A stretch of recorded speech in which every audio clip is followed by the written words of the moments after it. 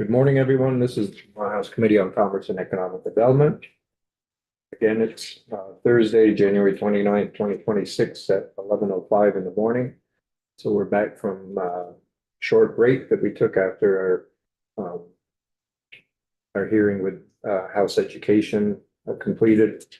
So now we're back to look at an amendment to H 512. We have our legislative counsel with us, Cameron Wood. Cameron, you'd like to walk us through the changes? Absolutely. Good morning. For the record, Office of Legislative Counsel, Cameron Wood. So I'm going to share my screen and walk through a strike all amendment for H 512, an act relating to the regulation of the event ticketing market. Is that zoomed in enough? Everybody okay? Okay. So this is going to be a new subchapter that would go in 9 VSA Chapter 63. That chapter is related to consumer protection. And I put this in as a subchapter 2B. Currently, there's a subchapter 2A related to musical performances.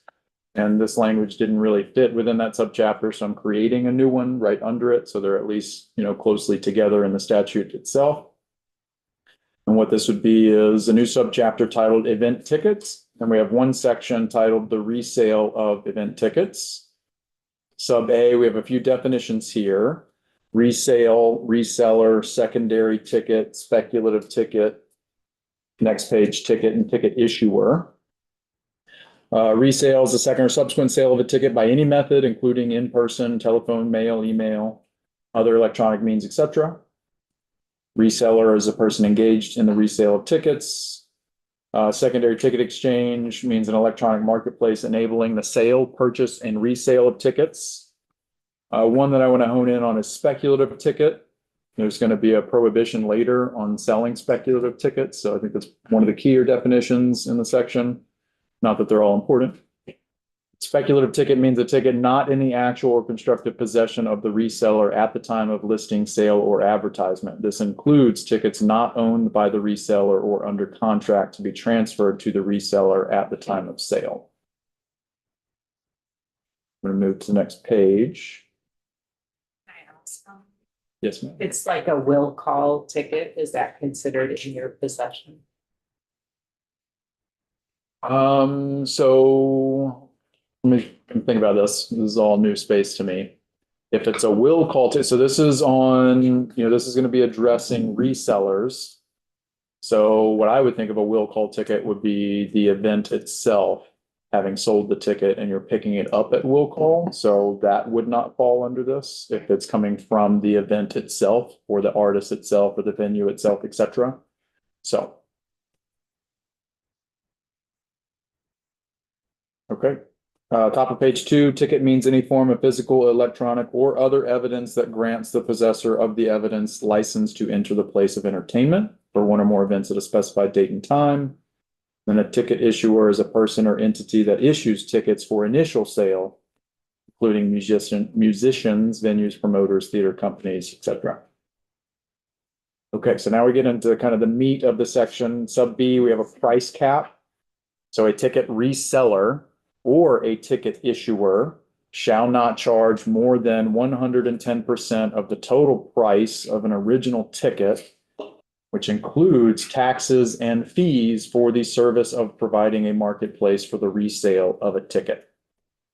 So you're essentially putting a 10% markup cap on ticket resales.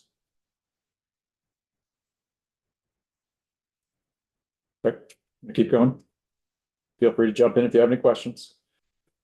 Sub C is described a ban on deceptive URLs and improper use of intellectual property. So this prohibits a secondary ticket exchange, a reseller, or an operator of any website purporting to sell or offer for sale event tickets that links or redirects to a secondary ticket exchange. 2, this is a sub 1, so these people, these entities, these websites, etc., cannot use an artist's name, a venue name, an event organizer name, graphic marketing logo, an image, or any other intellectual property of those entities, artists, venues, event organizers, including proprietary resemblance of the venue where the event shall occur, in any promotional materials, social media promotions, or URLs of the secondary ticket exchange reseller or website without prior authorization from the respective individual or entity. And then moving into the top of 3, secondary ticket exchange, website, individual reseller, etc., cannot state or imply that a secondary ticket exchange, reseller, website is affiliated with or endorsed by a venue, team, or artist, including by using the words official in their promotional materials, social media promotions, etc., etc. So you can't use their names, can't use their logos, and then you can't try to articulate that you are somehow affiliated with those artists, venues, etc., by saying that you are an official site. You know, I'm an official site of X theater, something to that effect, without having authorization or an agreement in place that authorizes you to do so. Okay. Subsection D, we're on lines 9 and 10 here. This is what I mentioned at the beginning, prohibition on speculative ticket sales. A reseller shall not sell or offer for sale speculative tickets. And again, that's defined as tickets that are not in your physical or constructive possession. And then we have registration requirements in subsection E. An individual or entity that resells more than 99 tickets per year, so this is going to be 100 or more, above the ticket's original value shall register annually with the Vermont Secretary of State as an event ticket reseller. There's a carve out here to say that if the resale is part of a season ticket package for a sports team where the buyer purchases tickets of half or more of all home games, so you're getting a package of tickets to a sports team, that doesn't count to the threshold of 100 or more. And I'll just highlight the language. It says it doesn't count, period. So it doesn't even count as one. So it's a total carve out for those situations. Individuals or entities under common ownership will be treated as a single reseller for purposes of registration. Moving to the top of page 4, the information that has to be provided in the registration includes the full legal name, aliases, usernames, contact information, applicable employer identification information, associated entities or subsidiaries involved, and any other information required by the Secretary of State. Yes, sir. Because they're an online business, but they are providing their business to Vermonters. Are they already required to register with the Secretary of State's office? Great question. I do not know the answer off the top of my head. That's something I'd defer to Rick or the Secretary of State. Fortunately, I was just speaking to Mr. Hall in the hallway. I did not think to ask. Happy to get that. Happy to get. Okay. Sub 4, Secretary of State may charge a registration fee to cover the cost of registration and compliance with this subsection. A few key things I just wanted to point out with this language. There's not a set fee, so the Secretary of State's office would set the fee. And I also, with the language, it's worded to say to cover the cost of the registration and compliance with this subsection, the subsection being registration. So it's not compliance with the section as a whole, which, as you'll see in a second, it's in consumer protection. It is really enforcement is with the Attorney General's office, or in some instances, the state's attorney. But just wanted to clarify there so you're all aware, the fee wouldn't be covering compliance of the section as a whole. It's just compliance with the registration. That may be something you want to hear from the Secretary of State's office or the Attorney General's office on those pieces. Sure, we'll hear from Ways and Means too. I like that. So, sub 5, a registered event ticket reseller that sells over 1,000 tickets, so 1,001 or more, shall maintain a surety bond of not less than 10,000 to ensure compensation to consumers in cases where the reseller fails to deliver purchase tickets or engage in fraudulent activities. Another thing I'll highlight with this, I'm not sure that this is really necessary. What I mean by that is I've seen other language that's been introduced in other states that has a lot of this with other aspects. And some other states that have laws and some of the proposed legislation I've seen, they require resellers to reimburse individuals if the tickets are fraudulent, if the event is canceled, etc. And so what I've seen in those states is they say, hey, you must put up a surety bond to ensure that in the event that you need to pay customers back because tickets are fraudulent for whatever reason, we have access to those funds to ensure repayment. In this amendment, you don't have similar provisions. So when it says that the surety bond is there to ensure compensation to consumers in cases where the reseller fails to deliver the purchased tickets, there's actually no section in here that mandates that they do that. So I'm just highlighting for you all that that may be something you want to discuss or potentially remove the section or just get an understanding of, what's the reasoning behind having a surety bond if there's no actual requirements of repayment from a reseller. You could redraft it to say the surety bond is there in case there's, some enforcement needed from the Attorney General's office related to, it does say fraudulent activity. So if you have a reseller engaging in fraudulent activity, the AG may, support this. I don't know that it exists in other circumstances similar to this, but you may want to ask the Attorney General's office or others if there's some tweaking that needs to be done to that language. So, yeah, I think I get your point. And maybe the link has to be explicit, but the remedies under Consumer Protection Act 2453, I think it has a restitution component in it. Yes. So, but maybe I think you're talking about making the explicit the link between the bond and those remedies. If that's what you want the bond for, yes, sir. Yeah. Because right now it would be that section that's tied to compensation back to consumers in cases where the reseller failed to deliver. So unless that is, somehow tied into, a settlement between the Attorney General enforcing against a reseller in this instance, then,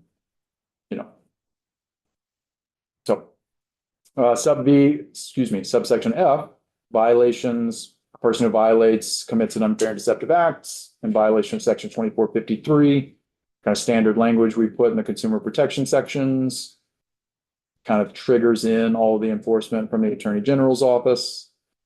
And then section 2 here, it's the Vermont Arts Council, in collaboration with the Vermont Secretary of State and the Vermont Attorney General, shall undertake a consumer education campaign to inform Vermont consumers of the requirements of this section, utilizing funds collected through the registration required by 9 VSA 2479F.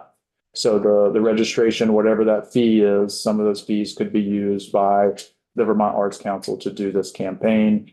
Whether you want the Vermont Arts Council to be the lead or Secretary of State or AG, you can switch those around. And then it takes effect. I put this out to July 1 of 2027 just to give individuals and entities awareness of the registration requirements. I assume the Secretary of State's office would want some time to be able to set that up, et cetera, et cetera. So you can change that date if you're inclined to, but that's just, I use that as a starting point. Feel free to put that where you all would like. And that's the amendment.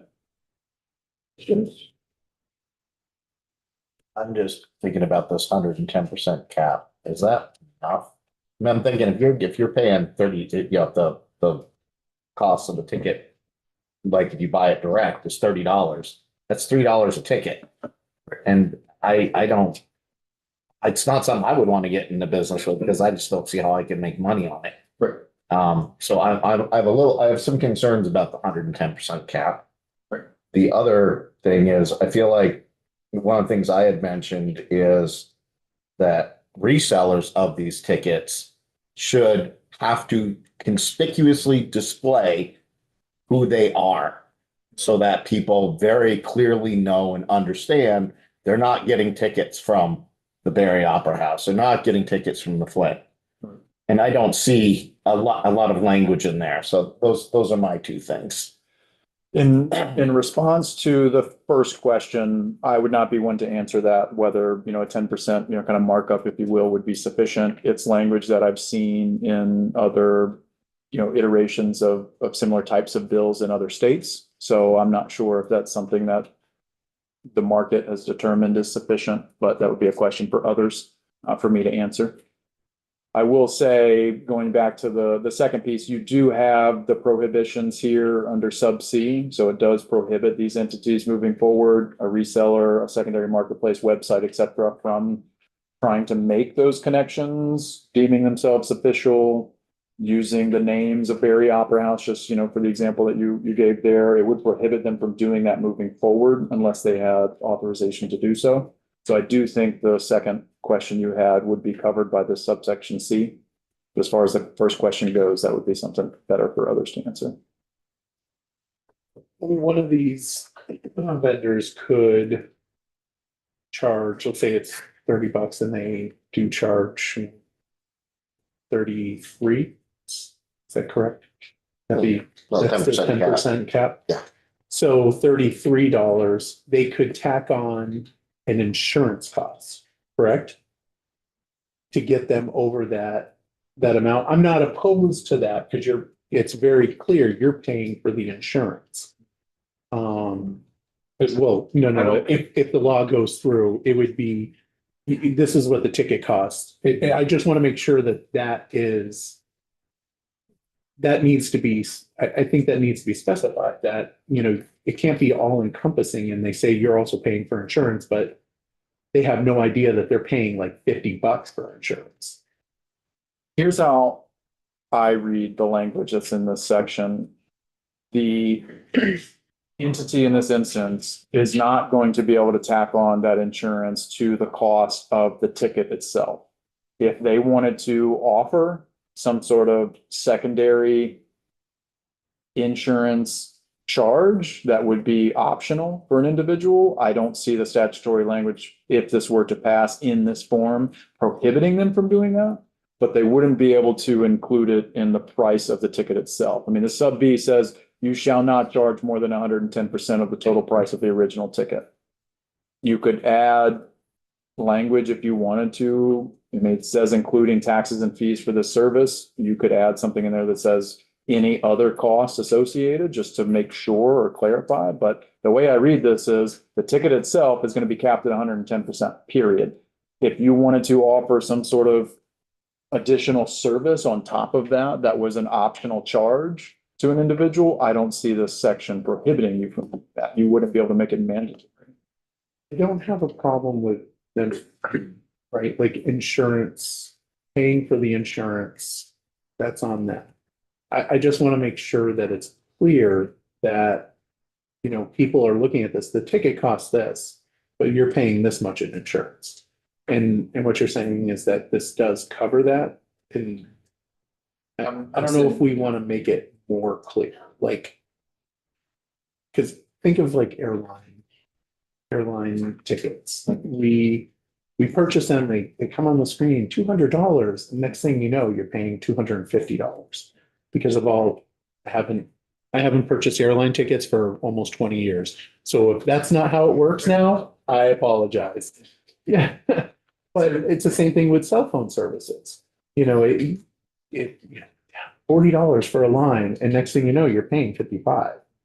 And I just want to make sure that I don't have a problem with the 110% cap, but they need to make sure that it's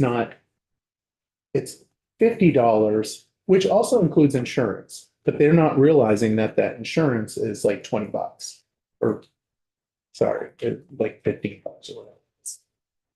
Yeah, again, I would just say the way I'm reading this is the entity, the reseller, would not be able to charge more than 110%, regardless of what that charge is for. So they wouldn't be able to cap on some sort of additional insurance charge after the 110%. What they could do is they could offer that, but, you know, I would see it as the individual would have to opt in to that purchase based on the language on the screen here. And then you're probably incorporating a lot of other statutory law about insurance, what they can be offered for, et cetera, but for purposes here, I guess what I'm trying to answer your question is this statutory language, plain language reading of it, as I read it, would not allow a reseller to add on additional charges on top of the 110%, regardless of what they tried to call it. If they wanted to offer that to people as an opt-in purchase, I don't see anything prohibiting them from doing it, but they wouldn't be able to make it.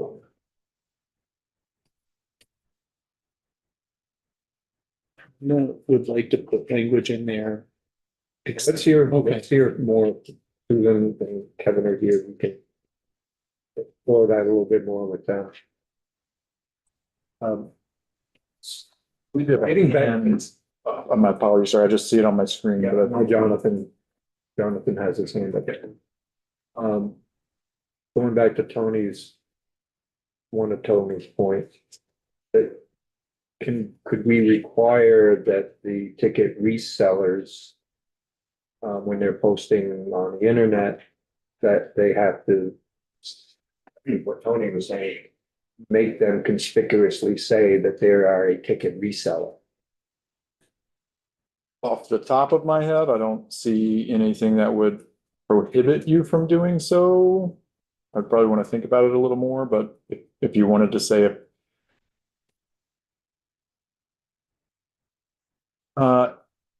Let me think about it a little bit. I'm just trying to think because the language in the definitions is pretty broad, right? So a ticket reseller is anyone selling a resale of a ticket, which is a secondary or subsequent sale. So you're talking about even individuals who I'm just selling to you. And so I'd want to be clear about how you would potentially articulate some sort of disclosure like that. But what you could, I think, is, there's the definition of the secondary ticket exchange. It's an electronic marketplace, so you could potentially, I could see having some sort of disclosure on a secondary ticket exchange saying this is, a market for the resale of tickets or something to that effect. But If you're selling on Facebook Market, you pretty much know. But if you're looking up, say, the Flynn, and all of a sudden you've got all of these other sites that are coming up that is not Flynn, how do we, and I know with the language, they can't purport to be the Flynn or Right. or the artist or whatever, but just wondering if in those instances we could say something. So we'll let you explore that. I mean, there's precedent like in real estate. I'm a real estate agent. And it's very clearly stated, we need to conspicuously tell people who our brokerage firm is. So I was thinking there's already some precedent to work with. Jonathan?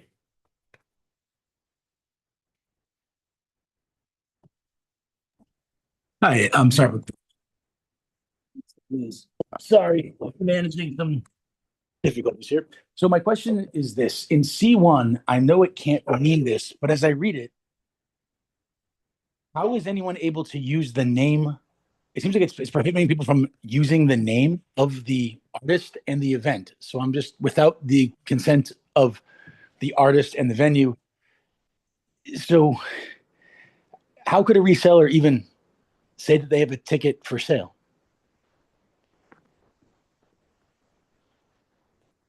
C1 is just kind of confusing to me. If you would you mind explaining that a little bit more to me? I understand your question, so let me articulate it back to you and you tell me if I'm thinking about this in the right context. If I'm a ticket reseller and I'm selling a ticket for a specific artist at a specific venue and I'm listing it to say,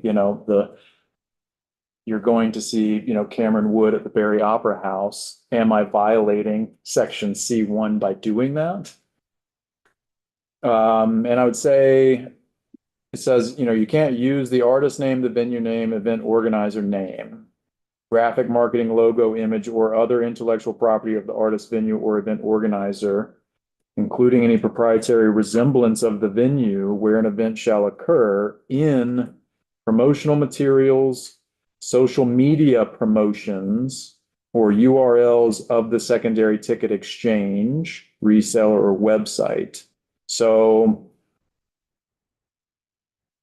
not to put the Attorney General's office on the spot, it may be a question best posed to them who would be enforcing it. As I can see it, if it's not a promotional material, a social media promotion or the URL, then I don't see an issue with it.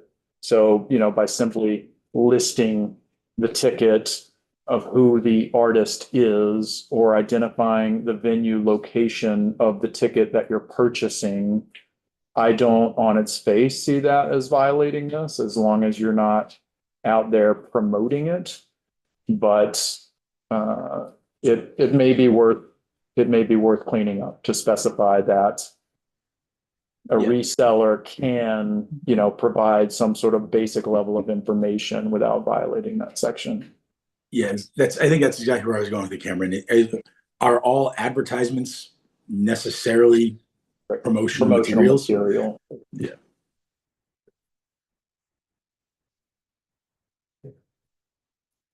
Any questions for Cameron? Thanks, Cam. Yeah, you're welcome.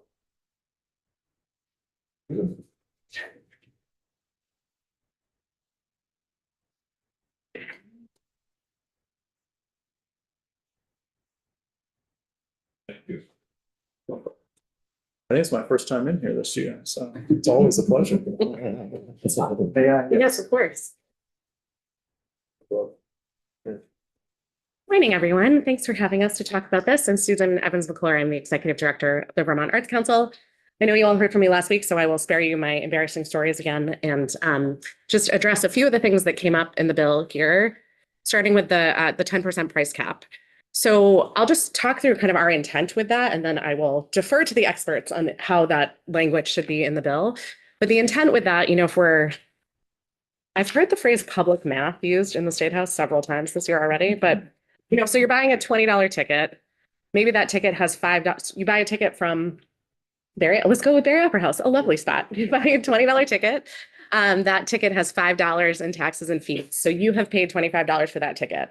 If that ticket is going to be resold, it's 10% on top of that total. So then you sell your ticket for 25 plus 10%, $27.50, I think. And then that's the cost of the ticket. And then there are probably going to be fees on top of that with a platform. I would assume that's how credit cards work in the world we live in. But that's the intent with the 10%, is that we want to be disincentivizing people to artificially mark up these tickets at exorbitant rates to make money off of them when the venues and the artists are not the ones making that money. And when it comes to the venues setting the rate of that ticket, the venues really understand the consumers, they understand their market, and they do set market rates for things. Not every ticket at the Barry Opera House is the exact same cost. Not every ticket at the Flynn or the Paramount, right? That really changes based on who's playing, the market demand for that, and that's something that the venues understand. So they set that ticket based on market rate, and that's free market capitalism, right? We support that. That should be different. And that's the rate that we should be basing this on. We've also heard from our colleagues in Maine who have already passed a bill with a ticket cap, and they let us know that almost immediately after passage, they noticed a sharp decrease in this fraudulent online activity. And really, when you put the 10% cap on there, it's just taken away the reason to resell those tickets here. People can't make the exorbitant sums of money off of it, which just doesn't seem fair. Those people making that money are not the artists, they're not the venue, they're not the sports leagues. That idea of a conspicuous disclosure, that's a great idea. Thank you for bringing that up. There are other states that have added something like that in about conspicuous disclosure. So again, I would defer to the legal experts here on how that works.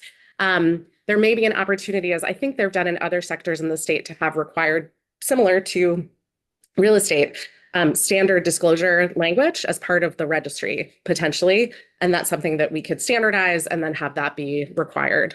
I think that would be really helpful from the consumer perspective too. And it would be something when you come to a venue with a complaint, they could say, did you see on the what website did you buy it from? Did they say this is what's on there?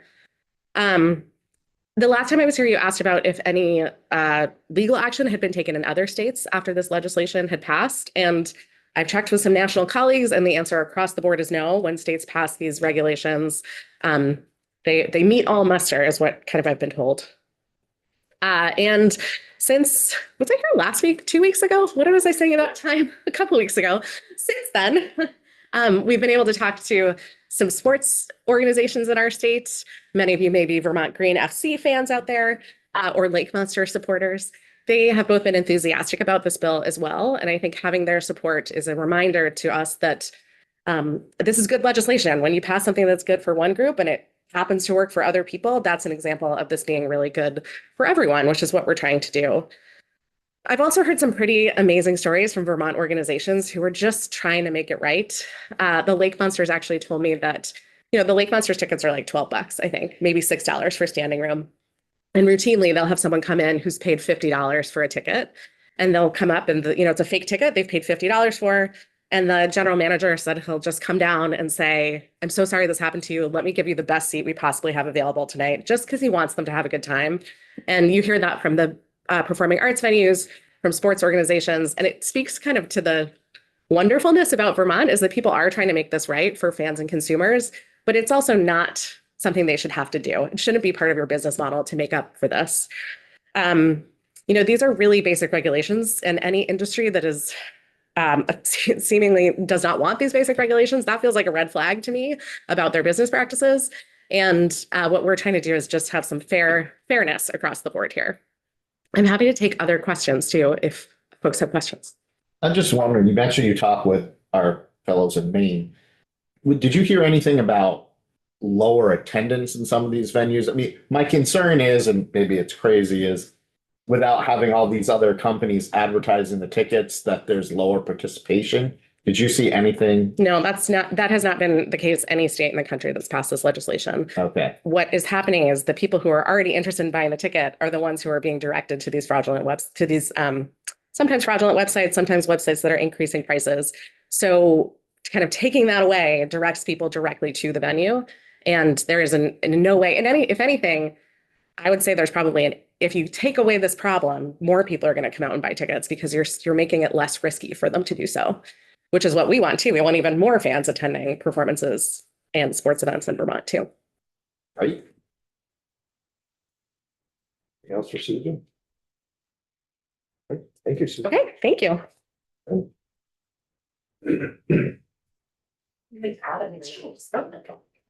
Thank you. Again, thank you for having me back, Susan and I want to thank Susan for all the work she's done for all of the state on this. I will echo, Tony, your note earlier about noting they're a resale site. There is requirements in certain states for noting they're a resale site. And if you still have my presentation from last time I was here, you'll see that one of those resale sites has it in a font size of about 8 at the top right of their page.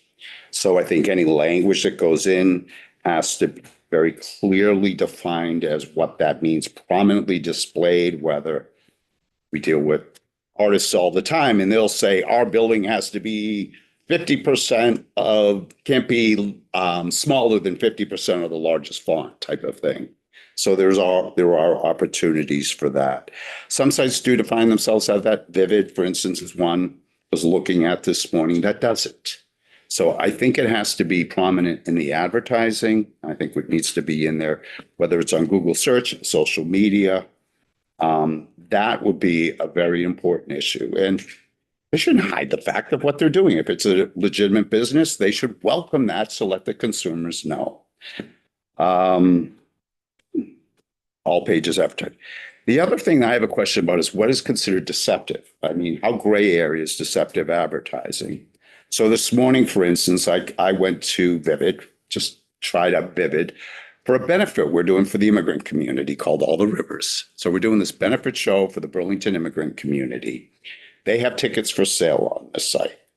When I first Googled it, it came up and it said tickets starting from $38.46, and I can provide documentation on this. When I clicked on the site, the lowest ticket price that was $96. Is that deceptive? I mean, to me, it came across as deceptive. And then even further, after I looked through it and then I was clicking off, a pop-up comes up and says, tickets are selling fast. Hurry up to guarantee your seats. We have sold 400 tickets out of 1,300. Is that deceptive? See, so that's my question as a venue who loses from this.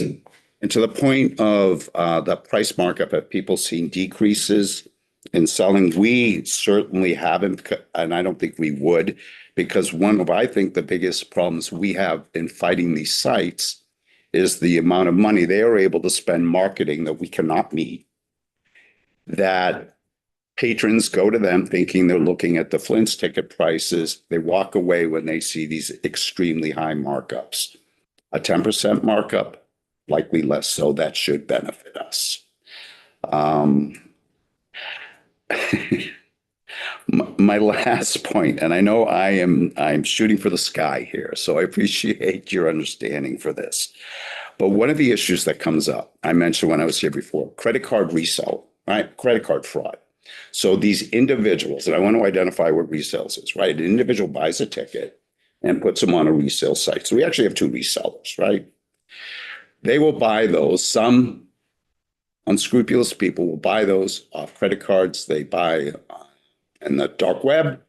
They use, it doesn't show up on that person's credit card until after the show has closed. And we are out a significant amount of money. We have no way to recoup that. We don't know, for instance, who that individual who used a fraudulent credit card, what site he used to sell his tickets. So my request would be when a ticket site resells tickets, they notify the venue before the performance of a list of their consumers who purchase these tickets, because we also run into problems.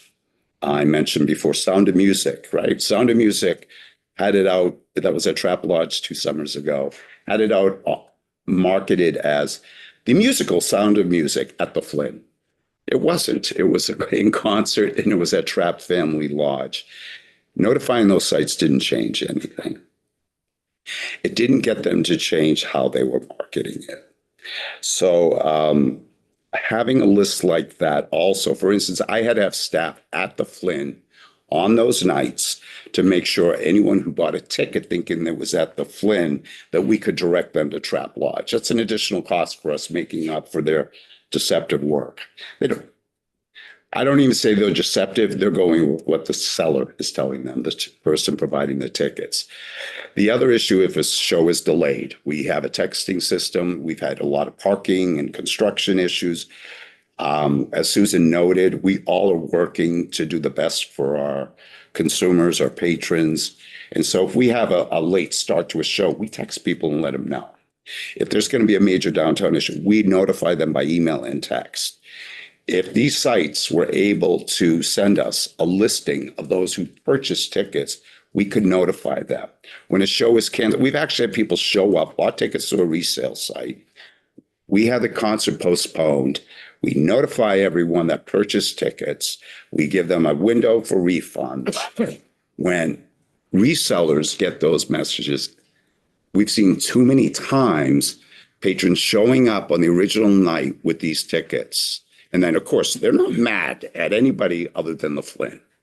So having the ability to have contact with the end user would provide us and them with a much better experience. So, yeah, that's really all I had. Has any questions? May I ask one? Go ahead, John. Thanks. Mr. Sweeney, I was actually thinking of that exact scenario, and I'm wondering, one of the knock-on effects then would be that you're able to retain the contact information of those patrons for subsequent communications that can come directly from the Flynn to that potential customer. Is that right? That would be something that we could negotiate on, but yes, if we were to have the opportunity, we would. Great. Thank you. Almost seemed like easier if the reseller was required to have disclosure that please contact, if it's something performance at the Flynn, please contact the Flynn 24, 48 hours before the performance to make sure that That could work as well. be a, something that resellers would do. And it doesn't the onus isn't on anybody else, but not on you to try to contact now this new owner. Save the venues time and administrative costs. And then then the onus is on the person purchasing the resale ticket. I'm just curious if my question about deceptive is, do any of? So I think we're going to hear from the Attorney General's office. They've been working unfair and deceptive business practices for a long time. I'm sure they have. Any other questions for Kevin? Thank you. Everyone.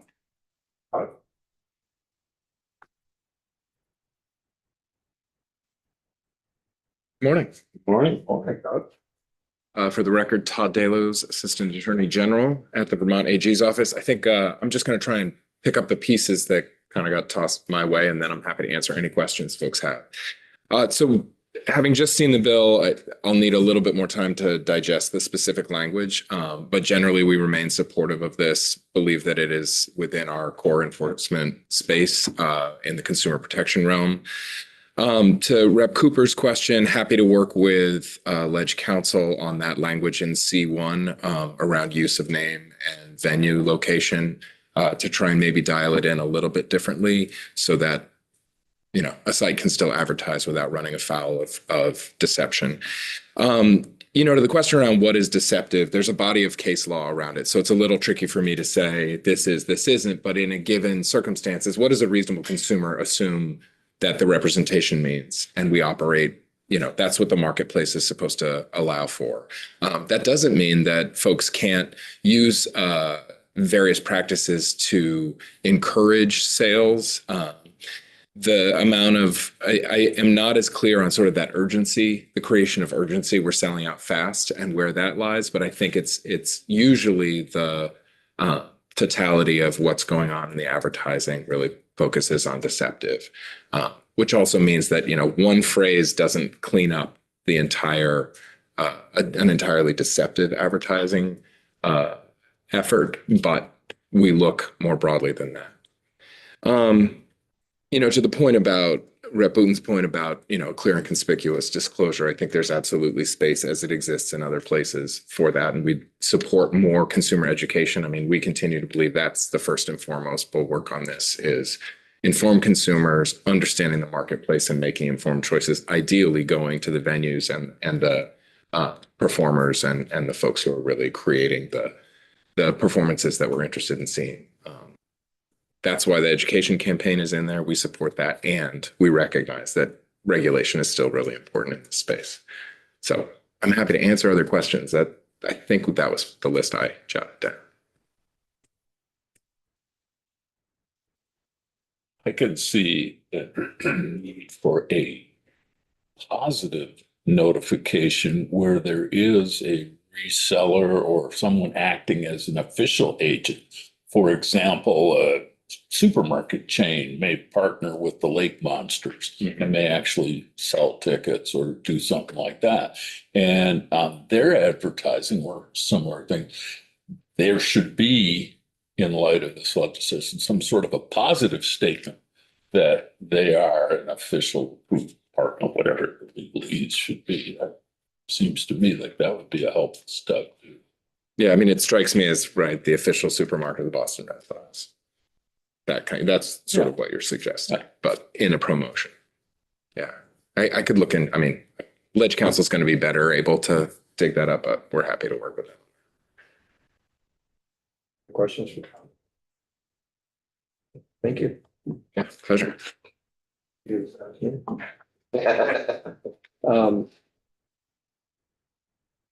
So you need to hear from the Secretary of State's office. Got two more people? Yeah. Oh, I've got it. It's good. I've got it over. We have random. Okay. Okay, we'll take them this afternoon. Hayden? Hayden, Yes. good morning. Good morning. How Thanks for are you? joining us. It is almost afternoon, but still morning, yes. So if you could, just state your name for the record and continue with your testimony. Thank you. My name is Aiden Scass, and I serve as a policy manager at Chamber of Progress. And on behalf of Chamber of Progress, a tech industry association supporting public policies to build a society in which all people benefit from technological advances, I do respectfully urge you to oppose H512, which, as seen in the amendment, would impose arbitrary price caps on ticket resales. These restrictions would drive transactions into underground and unregulated markets, increasing fraud risks and reducing consumer protections. Our really concerns are that price caps are arbitrary and ineffective. A 2018 report by the US Government Accountability Office highlighted the difficulty in enforcing these caps, making them largely unsuccessful. The report also referenced a study by the New York Department of State, which found no definitive evidence that price caps impacted the availability of tickets for resale or resulted in lower resale prices. In June 2023, the resale restrictions for Taylor Swift's Eras Tour, as everyone knows, in Australia, also highlighted how price caps drove fans to unverified websites and social media platforms, exposing them to scams and fraud. Police reports also showed that around $260,000 were lost to scams related to counterfeit tickets for just one tour.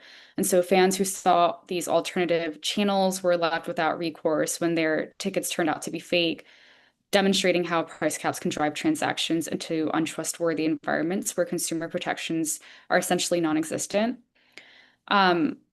Chamber of Progress, of course, welcomes the opportunity to work with the committee and serve as a resource as these issues are considered. But that said, for the reasons I have outlined, we do respectfully oppose H512 and urge you not to advance the bill. Thank you. Questions for Aiden? So are you opposing the whole bill or just the price cap in the bill? Mainly the price cap in the bill. Just from the conversations today, we also don't like the speculative ticketing listing requirement. Instead of a ban, we do prefer that disclosure provision that was previously included in the 2-page bill text, so that we could support. Another issue would be the definition of ticket is considered more as a license rather than a property of the consumer. Again, we're really focused on consumers having these technological advancements, having as many rights as they can. So we see ticket as more of a property that they own rather than a license, so that they're more able, they have the ability to resell. So I'm curious, how aware you are of the Vermont market and the deceptive practices that are being used in it today? Again, I'm the policy manager. Unfortunately, our state lead, who typically testifies and is more aware of the Northeast, would have a little more information on the Vermont marketplace. So I'm based in Washington, D.C. I don't have as much insight, but of course, happy to learn more, speak to our Northeast state lead, and help and, respond with any questions there. Questions? Nick? Yeah, I was just wondering, so I was just wondering what evidence you have that like a modest cap increase would increase fraud relative to kind of what's going on, especially since we are hearing that is what is happening, is that fraud is increasing. Really just mainly research that we've seen. Again, in Australia, we've seen it in Ireland, I believe the UK. I can provide the committee with actual resources of these researches, but that's where we're seeing it. I know the idea is, of course, to protect consumers, but it would, one, kind of limit how they resell a ticket. So that's a consumer choice issue. But at the same time, seeing those price caps already happen and not necessarily helping consumers, because realistically, they are going to go to unregulated markets to get tickets, whether it's Instagram or Facebook or whatever the marketplace may be. We're seeing that it's not necessarily effective. Yeah, it seems like the Australia examples kind of an argument for stronger regulation and verification. And I'm just, I think going to Representative Granning's situation, I know you don't have a state lead right now, but a global stadium tour doesn't really seem like it hears that, you know, a small rural state where our entire economy really centers like creative businesses and nonprofits at a higher per capita than like any other state in the country. And so I think it would be great to hear stats that are actually like to our situation. Yeah, and I should mention, we do have a state lead. She's unfortunately at another hearing, but I can absolutely work with her to see if we can provide more Vermont-related statistics to help with this argument. That'd be great. Other questions? Okay, thank you very much. Thank you. So we have one more person on 512 will be after lunch. So we'll continue to hear testimony at 1. And then we'll go into we'll look at H 639, have more discussions with the Attorney General's office on that one. So we will need to hear from David Hall at the Secretary of State's office to kind of work out, you know, are these entities already required to register as doing business in the state of Vermont? If not, then, you know, if they are, then how do we, and we'll need to think about how we gather more information from them, how the Secretary of State's office can get more information and possibly talk about further fees that will go to the Secretary of State's office in order to perform those duties that we're asking them to do. And we'll hear, I think, from another online seller next week as well. And so we'll keep chatting and keep putting, keep massaging this bill. I'm hoping we can move something next week or after possible. So any questions? Okay. About the schedule this afternoon. So Legislative Council had noted an additional item in terms of the housekeeping bill. Yeah. And I didn't know whether you wanted to invite her over this afternoon to have an amendment. Probably do that. What's that? Probably do that Friday. But we might be able to do that this afternoon though. Is Maria available this afternoon? Not about Yeah, the floor. Yeah. I'm indifferent one way or another.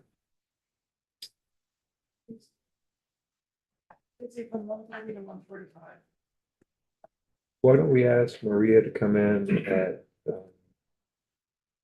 at 2? And there's amendment to H 648. Some cleanup that something that was discovered and